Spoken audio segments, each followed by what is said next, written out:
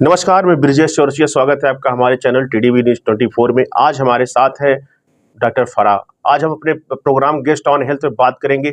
इस वक्त जो है एक नई बीमारी, एक नया वायरस मंकी पॉक्स नामक पूरे दुनिया में, पूरे देश में हाहाकार मचाना शुरू कर दिया। भारत में अभी तक उसके मामले देखने को नहीं मिले, लेकिन आस पड़ोस के देश में मामले देखने को मिल रहे हैं। इसीलिए भारत सरकार ने अपने बॉर्डर और एयरपोर्ट पर सख्ती बरतना शुरू कर दिया। आज हम बात करेंगे डॉक्टर फराह से, मंकी पॉक्स है क्या, ये किस प्रकार फैलता है।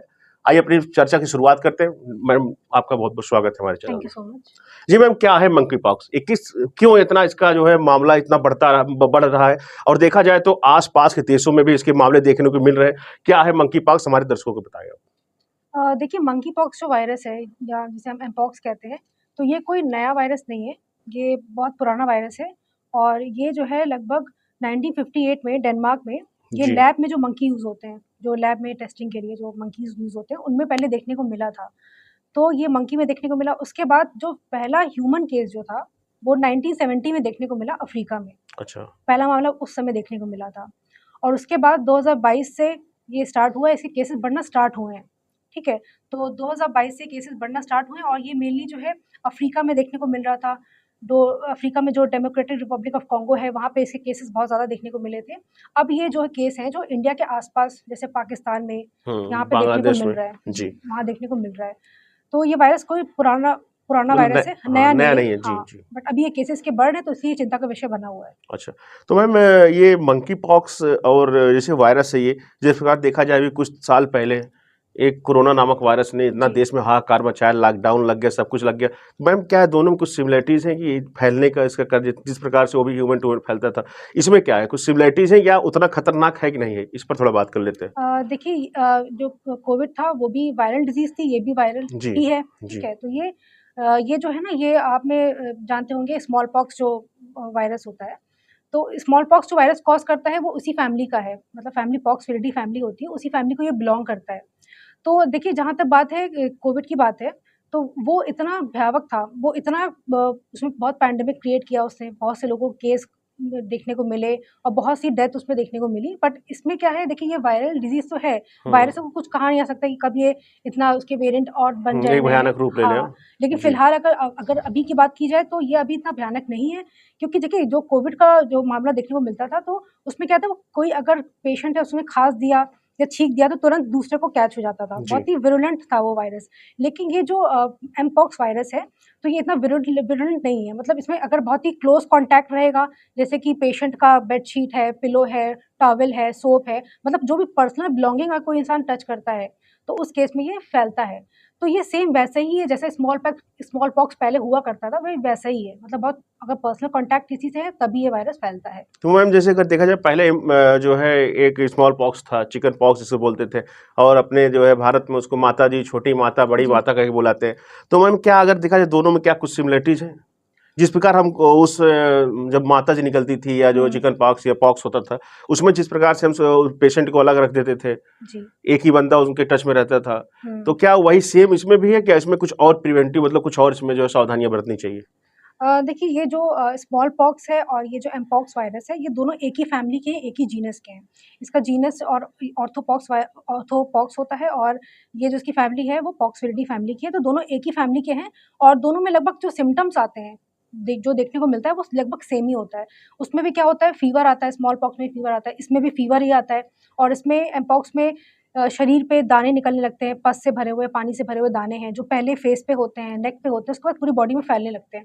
और साथ ही साथ मरीज़ को बहुत ज़्यादा थकावट महसूस होना, जो शरीर ये की ज लक्षणों की बात कर रही हैं आप? जी, जी। तो इस तरह के लक्षण सेम उसमें भी देखने को मिलते हैं और इसमें भी देखने को मिलते हैं। तो लगभग दोनों समान ही हैं एक तरह से। चलिए मैम, आपने तो थोड़ा-थोड़ा हमारे क्वेश्चन में फैलने का प्रसार इसका और जी। लक्षण बता दिए। तो एक बार आप फिर से मैं वो पूछूँगा, इसके क्या कैसे फैलता है? एक बार थोड़ा हमारे दर्शकों को आप थोड़ा एक बार फिर से बता दें कि कैसे फैलता है शॉर्ट में? जी, देखिए, ये पहले जो मैंने बताया कि जैसे कि एनिमल जो होते हैं, जैसे मंकी हुआ या जो गिलहरी होती है, चूहा होता है, ये इसका रिज़र्वॉयर होता है। हुँ। पहले ये ऐसे देखने को मिलता था, लेकिन अब ह्यूमन टू ह्यूमन भी ये चीज़ कॉन्टैक्ट से फैलता है। तो इसमें जब किसी को ये इन्फेक्शन होता है, तो इन्फेक्शन होने और सिम्पटम आने में लगभग 5 से 21 दिन का समय लगता है। और एक बार जब सिम्पटम आ जाता है, तो इसको हील होने में 2 से 4 हफ्ते लग जाते हैं। तो सिम्पटम में क्या-क्या आता है? पहले तो बहुत हाई ग्रेड फ़ीवर होगा, बहुत फ़ीवर होगा, सिर में दर्द होगा, गले में खराश होगी, शरीर पे दाने निकलने लगेंगे, पस से भरे हुए, पानी से भरे हुए दाने, बड़े-बड़े दाने होने लगते हैं और साथ ही साथ बहुत ज़्यादा थकावट फ़ील होना, जैसे कि जो नॉर्मल है फीवर में, वायरल फीवर में होता है, तो सेम वैसे ही लक्षण आते हैं। जी। अच्छा मैम, जिस प्रकार देखा जाए कोरोना का सेकंड वेव ने इतना आतंक फैलाया, कई उसमें डेथ हुई। इसमें मैम डेथ रेट क्या है? क्या इसमें भी मतलब कि लोगों के जो है जान-माल कुछ हानि हो सकती है कि नहीं हो सकती? देखिए जो कोविड था उसमें जो आपने देखा होगा कि मोर्टेलिटी रेट काफ़ी ज़्यादा थी हुँ, और ये किसी भी एज ग्रुप को हो जाती थी। हुँ, लेकिन इसमें एक अच्छी बात ये है कि इसकी मोर्टेलिटी रेट जो डेथ की रेट है वो कम है। हुँ, लगभग 1% से भी कम इसमें डेथ रेट है। 0.1%। जी, और साथ में ये जो छोटे बच्चे हैं या प्रेग्नेंट वुमेन हैं या ओल्ड एज के लोग हैं या जिनकी इम्यूनिटी बहुत कम है, जैसे हुँ, कि एचआईवी के जो पेशेंट होते हैं, कैंसर के जो पेशेंट होते हैं, उनकी इम्यूनिटी काफ़ी लो होती है, उनको इम्यूनोसप्रेशन दवाइयाँ भी दी जाती हैं। हुँ। तो इन लोगों को ज़्यादा खतरा है इस चीज़ से, बाकी जो हेल्दी इंडिविजुअल है और जो जिसकी इम्यूनिटी अच्छी है, तो इनमें खतरे की बात नहीं है। अच्छा, तो मैम चलिए हम बात करते हैं मैम कि इसके आपने हम फैलने का उसके लक्षण, शुरुआती लक्षण जो आपने बताया, तेज़ जी। बुखार और भी क्या इसके कुछ लक्षण बताइए आप? जी, लक्षण में जैसे मैंने बताया कि इसमें बहुत तेज़ फ़ीवर होता है, शरीर पे दाने निकलने लगते हैं, गले में खराश है, सिर में दर्द है, थकावट फ़ील होना और जो शरीर के जितने भी लिम्फ नोड्स होते हैं, ग्रंथियाँ होती हैं, वो बढ़ जाती हैं इस केस में। हुँ। तो ये लक्षणों में हमें देखने को मिलता है। अच्छा मैम, जैसे कि एक हो आप होम्योपैथिक की डॉक्टर हैं, तो होम्योपैथिक में अक्सर जो है प्रिवेंटिव मेडिसिन होती हैं। जी, जैसे आप माज़ा जो है चिकन पॉक्स के लिए, हर चीज़ के लिए एक प्रिवेंटिव जी। मेडिसिन होती है। इस जो है मंकी पॉक्स के लिए क्या भी कोई प्रिवेंटिव वैक्सीन आपके मतलब है कोई मेडिसिन? जी देखिए, प्रिवेंटिव मेडिसिन उस केस में दी जाती है जब हमें जैसे स्मॉल पॉक्स या चिकन पॉक्स की बात किया जाए, तो एक हमें सिम्पटम देखने को मिलता है कि हाँ, चिकन पॉक्स किसी को है तो ये सिम्पटम हमें देखने को मिल रहा है। तो हम एक ऐसी मेडिसिन चूज़ करते हैं जो उस केस में हम देते हैं ताकि उसको वो प्रिवेंशन की तरह हम दे सकें। तो इसमें देखिए अभी इंडिया में तो इसके केस अभी देखने को नहीं मिले हैं। अब यहाँ पे आता है जैसे कौन-सा वेरिएंट आता है, क्या रहता है, तो उस हिसाब से हमें देखने को मिलेगा कि क्या-क्या सिम्पटम है। लेकिन अगर एक मेडिसिन की मैं बात करूँ तो वेरियोलाइनर नाम की जो मेडिसिन होती है वो एज़ अ प्रिवेंटिव हम यूज़ कर सकते हैं इस केस हुँ। में। जी। तो मैम क्या ये होम्योपैथी में क्यूरेबल है? इसका ट्रीटमेंट क्या है? इसके बारे में कुछ ट्रीटमेंट बारे में बात बताएँ और सावधानियाँ क्या बरतें? अगर हो जाए तो सावधानियाँ क्या बरतें और ट्रीटमेंट क्या है? दोनों क्वेश्चन मैं आपसे पूछना चाहता हूँ, वीडियो जल्दी समाप्त करूँगा। जी, देखिए अब बात करें ट्रीटमेंट की तो इसका जो ट्रीटमेंट है वो सिम्प्टोमैटिक होता है, मतलब पेशेंट को क्या सिम्पटम आ रहे हैं। हुँ, जैसे किसी को बहुत ज़्यादा हाई ग्रेड फीवर है, ठीक है, थकावट लग रही है, गले में खराश है, इस तरह की दिक्कत है, तो उस केस में हम दवाइयाँ जैसे सिम्पटम आएँगे, वैसी-वैसी दवाइयाँ देंगे कि किसी को दाने निकल रहे हैं। जैसे कि इसमें बहुत ही दवाइयाँ आती हैं रेस्टोक्स है अगर बहुत ज़्यादा सीवियर बॉडी में पेन है, फ़ीवर है, बेलेडोना है, आर्सेनिक है, पल्सटिला है, जलसीमियम है, इस तरह की बहुत सी दवाइयाँ हैं जो पेशेंट की उस समय क्या सिम्पटम है, क्या स्थिति है, उसके अकॉर्डिंग हम देते हैं और ये सिम्प्टोमैटिक दिया जाए तो ये ठीक हो जाता है। क्योंकि मैंने जैसे बताया कि ये बहुत ही मतलब कि विरुलेंट नहीं है ये वायरस हुँ, हुँ। और इसको हम अगर हम मैनेज करते हैं अच्छे से तो ये ठीक हो जाता है। और अगर मैं बात करूँ प्रिवेंशन की तो किसी को अगर हो गया है, ठीक है?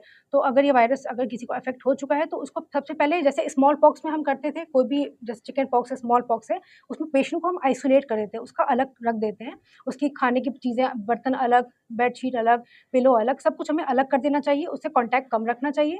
मतलब कि लगभग 1 महीने तक उसे आइसोलेट कर दें और इससे बचाव के लिए आपको अपने आप को अच्छे से हाइड्रेट रखना है, अच्छे से पानी पीते रहें, हेल्दी खाना खाएँ और अपने हाथ जो है बार-बार वॉश करते रहें। तो इस तरह से अगर सावधानी रखी जाएगी तो आप इससे बच सकते हैं। जी, मैम और कुछ अगर कुछ आप बताना चाहें मंकी पॉक्स के बारे में अपनी तरफ से, फिर उसके बाद हम वीडियो को समाप्त करते हैं। देखिए इसमें सबसे पहली बात तो घबराने की ज़रूरत नहीं है और क्योंकि ये इतना विरुलेंट वायरस नहीं है और बस इसमें थोड़ी सावधानियाँ आप रखेंगे तो आपको कोई दिक्कत इससे नहीं आएगी और हमारी गवर्नमेंट भी ठीक है, इसके लिए बहुत ज़्यादा एफ़र्ट डाल रही है, ठीक है? जैसे एयरपोर्ट हुआ या बॉर्डर्स पे जो है इस तरह की सिक्योरिटी रखी गई है और साथ में जो है जो हेल्थ मिनिस्ट्री की मैं बात करूँ तो उन्होंने यहाँ पे आइसोलेशन सेंटर्स भी बना रखे हैं, नोडल सेंटर्स बना रखे हैं जिसमें कि राम मनोहर लोहिया अस्पताल है, लेडी हार्डिंग है, ठीक है? और सफदरजंग हॉस्पिटल है, तो इसमें नोडल सेंटर बना दिए गए हैं और इस बार हम पूरा-पूरा कोशिश करेंगे कि ये चीज़ इतनी ना बढ़े। तो आई होप आपको मतलब ये चीज़ें आपको नॉलेज अच्छी लगी हो। देखिए, मैंने बात किया मंकी पॉक्स बारे में, मंकी पॉक्स क्या होता है, कैसे फैलता है, इसका ट्रीटमेंट क्या है, सही इलाज क्या है, सावधानियाँ क्या है। तो हमने मैडम से जाना, डॉक्टर फराह से मैंने जाना जो है क्या है पूरा स इसकी सावधानी कैसे बरतें और ट्रीटमेंट क्या करें इसमें। तो ऐसे ही वीडियो और इन्फॉर्मेटिव वीडियो के लिए बने रहें टीडीवी न्यूज़ 24 में, तब तक के लिए नमस्कार।